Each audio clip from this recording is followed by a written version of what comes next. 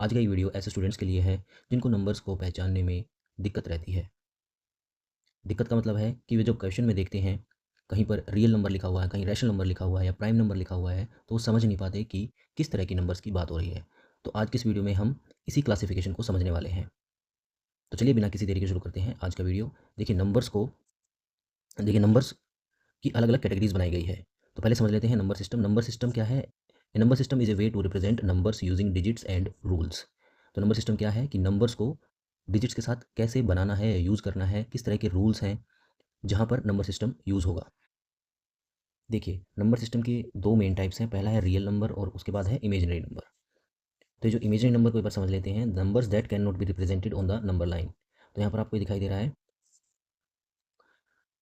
यहाँ पर ये जो अनरूट -1 दिखाई दे रहा है, इसको हम बोलेंगे इमेजिनरी नंबर, यानी कि इस नंबर को हम नंबर लाइन पे रिप्रेजेंट नहीं कर सकते। तो जहाँ पर भी ये जो आयोटा है, इसको बोलते हैं आयोटा, इसका मतलब होता है -1 अंडर रूट। तो इस तरह के जो नंबर्स हैं, उनको हम नंबर लाइन पर रिप्रेजेंट नहीं कर सकते। तो ये हमारे आउट ऑफ सिलेबस रहेंगे, ठीक है। इस तरह के जो क्वेश्चंस हैं वो 11th-12th क्लास में आते हैं, तो इसको हमें नहीं पढ़ना है। तो हमारी जो कैटेगरी की शुरुआत होगी नंबर्स की, वो होगी रियल नंबर से। रियल का मतलब असली, यानी कि ऐसे नंबर्स जिनको नंबर लाइन के ऊपर रिप्रेजेंट हम कर सकते हैं। तो numbers that can be represented on the number line. तो इस तरह के नंबर जिनको नंबर लाइन जैसे कैसे होती है, ऐसे ही हमारी नंबर लाइन होती है, बीच में जीरो होता है, इस साइड नेगेटिव होता है और इस साइड पॉजिटिव नंबर्स होते हैं। तो इस नंबर लाइन के ऊपर जितने भी नंबर्स हैं, वो सब क्या है, रियल नंबर्स हैं। तो इसके ऊपर कितने नंबर हैं? बहुत सारे नंबर हैं जिनकी काउंटिंग इन्फिनिटी तक जाती है, ठीक है? तो ये सारे नंबर जो भी इस नंबर लाइन के ऊपर हैं, वो सब क्या हैं? वो रियल नंबर्स हैं। एग्जांपल है जैसे 0, 1, 2, 3, 1/2, 2/5, √3, ये जितने भी नंबर्स हैं, इनको मैं नंबर लाइन के ऊपर रिप्रेजेंट कर सकता हूँ। तो ये सब क्या है? Real numbers. अब आगे रियल नंबर्स को भी कैटेगराइज़ किया गया है। रियल नंबर्स 2 प्रकार के हैं, रैशनल नंबर और इर्रेशनल नंबर। तो आइए समझ लेते हैं ये क्या होते हैं। देखिए, numbers that can be repressed या represented in the form of p/q, यानी कि p/q की फॉर्म में अगर हम नंबर को रिप्रेजेंट कर सकते हैं, तो वो क्या है? एक रैशनल नंबर है। और जहाँ पर ये दिया गया कि जो q है वो 0 के बराबर नहीं हो सकता, क्योंकि अगर q अगर 0 हो गया तो क्या हो जाएगा? नॉट डिफाइंड हो जाएगा। तो इस बात का ध्यान रखना है कि q 0 के बराबर नहीं होना चाहिए। इसके एग्जाम्पल हो जाएंगे 1/2, 3/4, यानी कि ये सारे नंबर p और q की फॉर्म में है। यहाँ पर 2.75 है, यानी इसको मैं रिप्रेजेंट कर सकता हूँ p/q की फॉर्म में। यहाँ पर मैं अगर मैं ये पॉइंट हटा दूंगा तो यहाँ पर नीचे 100 आ जाएगा, तो ये क्या बन गया? ऊपर p, इधर q। और इसको और सिंप्लीफाई करके मैं p/q की फॉर्म में रिप्रेजेंट कर सकता हूँ। तो रैशनल नंबर क्या हो गए? जिनको मैं p/q की फॉर्म में रिप्रेजेंट कर सकता हूँ। अब बात करते हैं इर्रेशनल नंबर्स की। तो numbers that can not be, यहाँ पर लिखा हुआ can not be expressed in p/q form, यानी कि ऐसे नंबर जिनको मैं p/q की फॉर्म में रिप्रेजेंट नहीं कर सकता, वो क्या है? इर्रेशनल नंबर्स हैं। Decimal form is non terminating and non repeating. इस लाइन को मैं आगे समझाऊंगा। अब इतना समझ लेते हैं, इर्रेशनल नंबर वो हैं जिनको मैं p/q की फॉर्म में रिप्रेजेंट नहीं कर सकता। यहाँ पर जैसे √2 है, √5 है, पाई और एक्सपोनेंशियल ये ई है, तो ये सब क्या है? इनको मैं p/q की फॉर्म में रिप्रेजेंट नहीं कर सकता। तो ये सब क्या है? इर्रेशनल नंबर्स हैं। देखिए यहाँ पर अगर मैं √2 को भी सोल्व करूँगा तो इसकी वैल्यू आएगी, √2 की वैल्यू क्या आ जाएगी? 1.414, और ये आगे ऐसे चलता रहेगा। और ऐसे ही पाई है, पाई की वैल्यू क्या है? 3.14। आगे चलेंगे तो 15926, ऐसे चलता रहेगा, ये कभी ख़त्म नहीं होगा। तो यानी कि इनको मैं कभी भी p/q की फॉर्म में रिप्रेजेंट नहीं कर सकता। ऐसे ये जो एक्सपोनेंशियल है, एक्सपोनेंशियल क्या होता है? एक्सपोनेंशियल का मतलब अगर मैं समझाऊँ तो इसकी वैल्यू आएगी 2.7, ये ऐसे आगे चलती रहेगी। तो ये सारी की सारी जो वैल्यूज़ हैं, ये सारे के सारे जो नंबर्स हैं, ये क्या हैं? ये इर्रेशनल नंबर्स हैं। इनको मैं p/q की फॉर्म में रिप्रेजेंट नहीं कर सकता। अब आगे मैं रैशनल नंबर्स को भी कैटेगराइज़ करूँगा। देखिए हमने कहाँ से शुरुआत की थी? Number system. उसके 2 टाइप थे, रियल नंबर और इमेजिनरी नंबर। इमेजिनरी नंबर जिनको मैं नंबर लाइन पे रिप्रेजेंट नहीं कर सकता, फिर मैंने इनको एकदम हटा दिया, ठीक है, क्योंकि ये अभी हमारे सिलेबस में है नहीं। 11th-12th में ये पढ़ाए जाते हैं, तो अभी हमें सिर्फ 10th तक का सिलेबस पढ़ना है। तो 10th तक सिर्फ आपके रियल नंबर्स काम आने वाले हैं। और रियल नंबर्स कहाँ हैं? ये सारे नंबर नंबर लाइन के ऊपर बैठे हुए हैं। और फिर रियल नंबर्स को मैंने आगे कैटेगराइज़ कर दिया रैशनल नंबर में और इर्रेशनल नंबर में। फिर उसमें से इर्रेशनल नंबर को एक तरफ रख लेते हैं, इनके बारे में आगे बात करेंगे।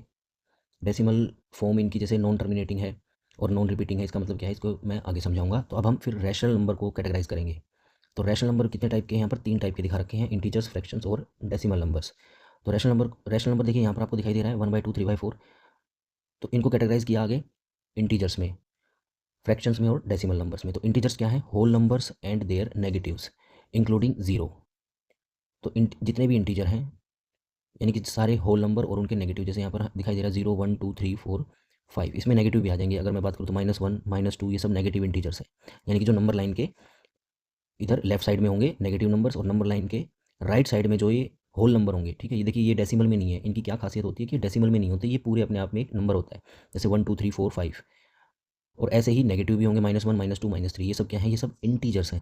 उसके बाद हम फ्रैक्शंस की बात कर लेते हैं, तो numbers of the form p by q where p and q are integers, और क्यू जो है वो 0 के बराबर नहीं है। तो यहाँ पर हमने ये रैशनल नंबर के बारे में भी पढ़ा था कि पी बाई क्यू की फॉर्म में इनको रिप्रेजेंट किया जा सकता है, और यहाँ पर ये फ्रैक्शंस भी ऐसे ही कह रहा है कि इसको पी बाई। तो इसमें क्या फ़र्क है, तो फ़र्क ये है, देखिए रियल नंबर जो रैशनल नंबर्स हैं उनके अंदर नेगेटिव भी आता है, ठीक है। जैसे अगर मैं यहाँ पर बात करूँ -1/2, ये भी क्या है, एक रैशनल नंबर है। अगर यहाँ पर मैं माइनस लगा दूँ तो 7/8 -7/8 ये भी एक रैशनल नंबर है।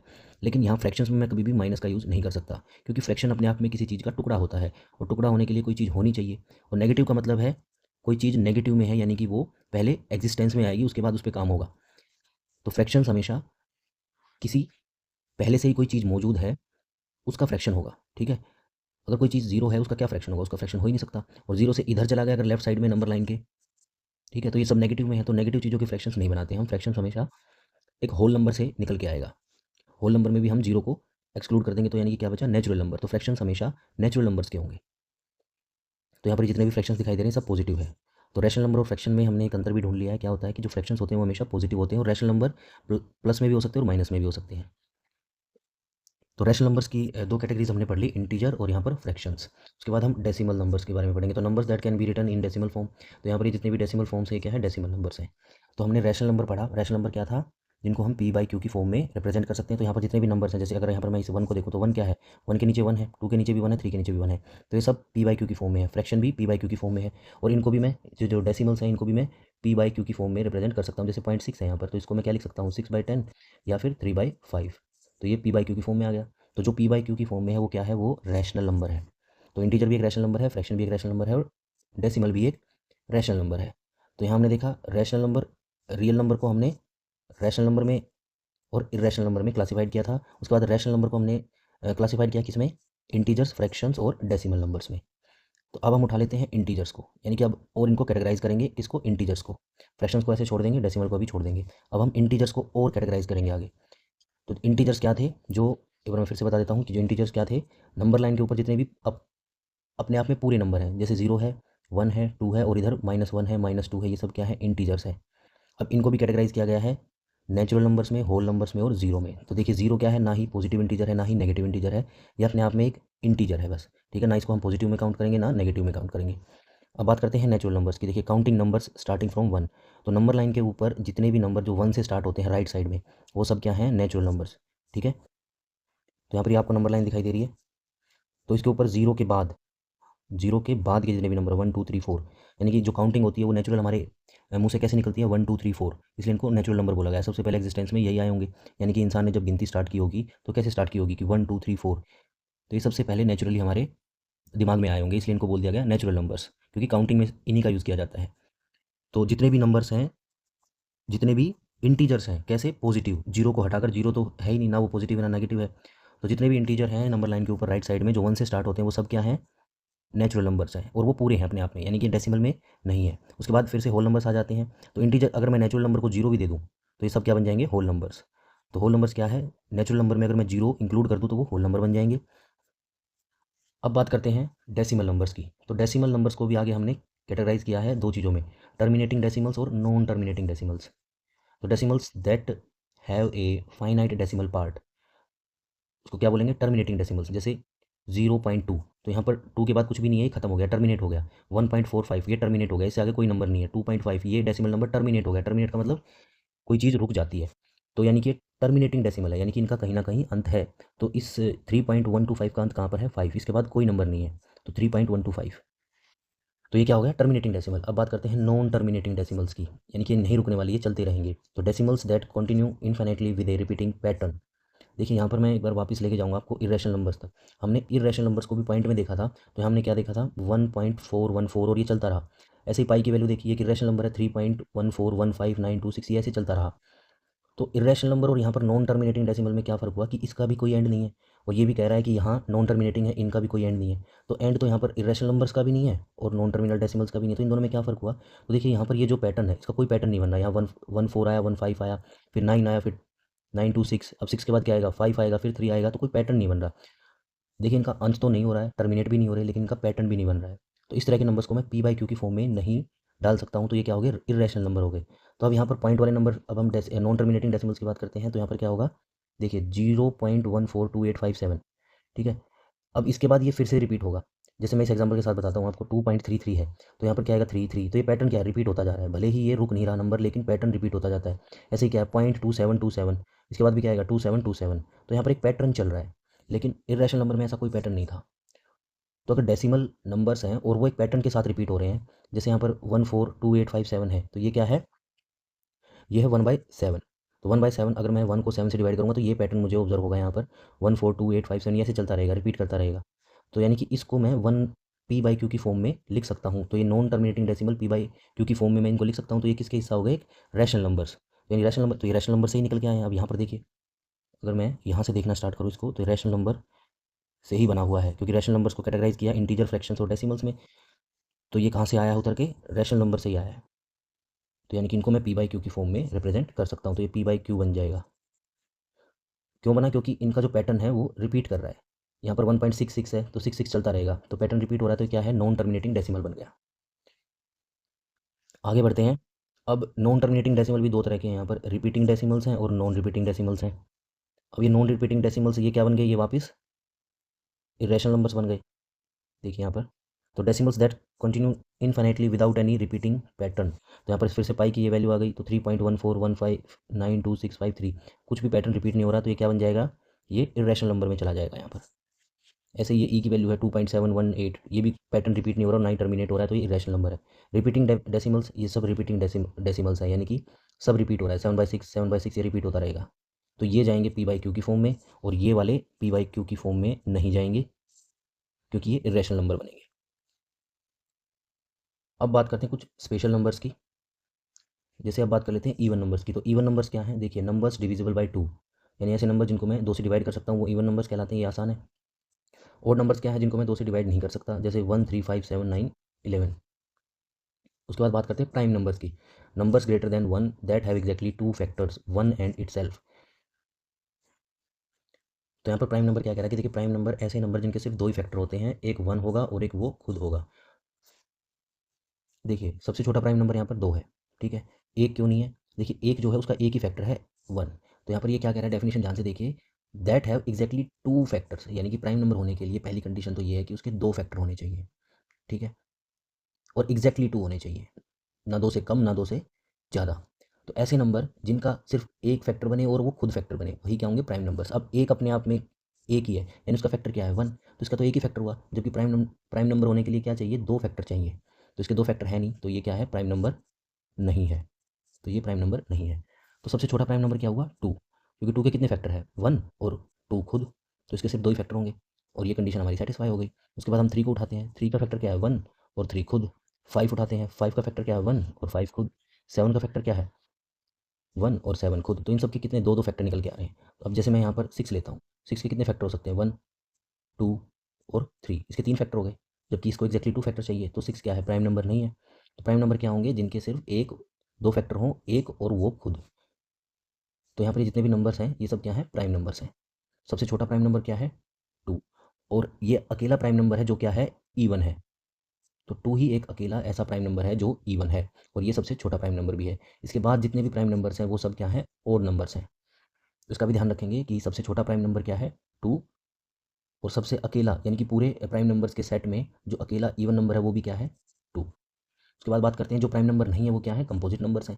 इन numbers greater than 1 that have more than 2 factors, यानी कि ऐसे नंबर जिनके 2 से ज़्यादा फैक्टर्स हैं। तो इसमें भी 1 को हम एक्सक्लूड कर देंगे। तो 1 क्या है, ना प्राइम नंबर है ना ही कंपोजिट नंबर है, क्योंकि प्राइम नंबर कहता है 2 फैक्टर चाहिए, कंपोजिट नंबर कहता है 2 से ज़्यादा फैक्टर चाहिए। तो एक के पास ना तो 2 फैक्टर है और ना ही 2 से ज़्यादा फैक्टर है, तो एक यहाँ पर भी पीछे रह जाएगा, ना ही वो प्राइम नंबर है ना ही कंपोजिट नंबर है। तो कंपोजिट नंबर हो जाएंगे 3 हो नहीं सकता, 4 6 8 9 10, ये सब क्या है, कंपोजिट नंबर्स है।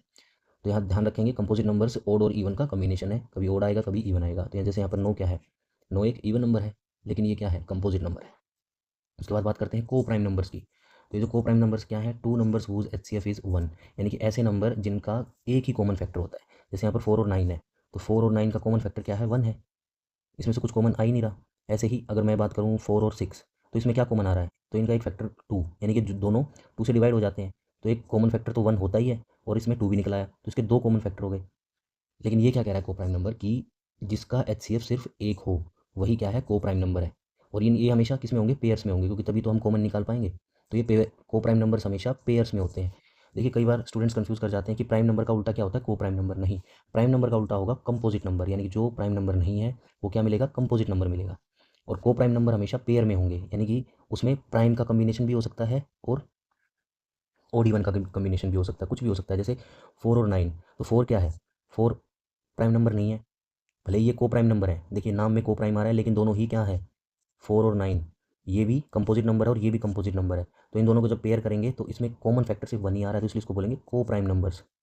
तो को प्राइम नंबर क्या होगा, जिसका एक ही कॉमन फैक्टर हो, भले ही वो कंपोजिट नंबर हो। जैसे 4 भी कंपोजिट है, 9 भी कंपोजिट है, दोनों के 2 से ज़्यादा फैक्टर्स हैं। 4 के भी 2 से ज़्यादा फैक्टर हैं। 4 के कितने फैक्टर हो गए, 1, 2 और 4 खुद, तो इसके 3 फैक्टर हो गए। ऐसे ही 9 है, 9 के फैक्टर 1 है, 3 है और 9 खुद, तो इन दोनों के कितने हो गए, 3 फैक्टर हो गए। तो ये क्या है, कंपोजिट नंबर।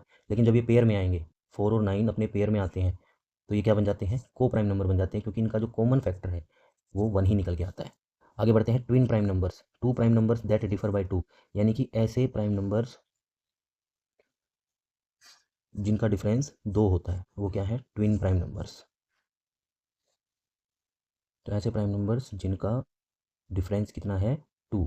तो देखिए 3 और 5 क्या है, प्राइम। 5 और 7 भी क्या है, प्राइम। 11 और 13 भी क्या है, प्राइम। लेकिन इन दोनों के बीच का डिफरेंस कितना है, 2। इन दोनों के बीच का डिफरेंस भी 2 और इन दोनों के बीच का भी डिफरेंस 2, यानी कि मैं कह सकता हूँ जो लगातार प्राइम नंबर्स होते हैं वो क्या हैं, वो ट्विन प्राइम नंबर्स हैं। उसके बाद आते हैं परफेक्ट नंबर्स। परफेक्ट नंबर्स क्या होते हैं, ये होते हैं numbers whose sum of proper divisors is equal to the number. इसका मतलब क्या हुआ, यानी कि ऐसे नंबर्स जिनके प्रॉपर जो डिवाइज़र होते हैं उनका अगर मैं सम करूँ वो उसी नंबर के बराबर हो जाता है। कैसे, देखिए जो 6 है इसके मैं डिवाइज़र निकालूँ, फैक्टर निकालूँ। डिवाइज़र या फैक्टर एक ही चीज़ होती है, तो इसके फैक्टर हो जाएगा 1, 2 और 3, और मैं इनको जोड़ूंगा तो क्या आ जाएगा, 1 + 2 + 3 6। तो इनके फैक्टर्स को जोड़ने पर वही नंबर बन जाए तो उसको बोलेंगे परफेक्ट नंबर। तो 6, 28, 4, 9, 6 ये सब क्या है, ये परफेक्ट नंबर्स है। यहाँ पर कुछ फ्रैक्शंस दिखाए गए हैं, ये आसान है, ठीक है। तो फ्रैक्शंस को हम ऐसे भी दिखा सकते हैं कि अगर मैं 4 की बात करूँ, कि यहाँ पर ये जो सर्कल दिखाई दे रहा है, तो इसमें से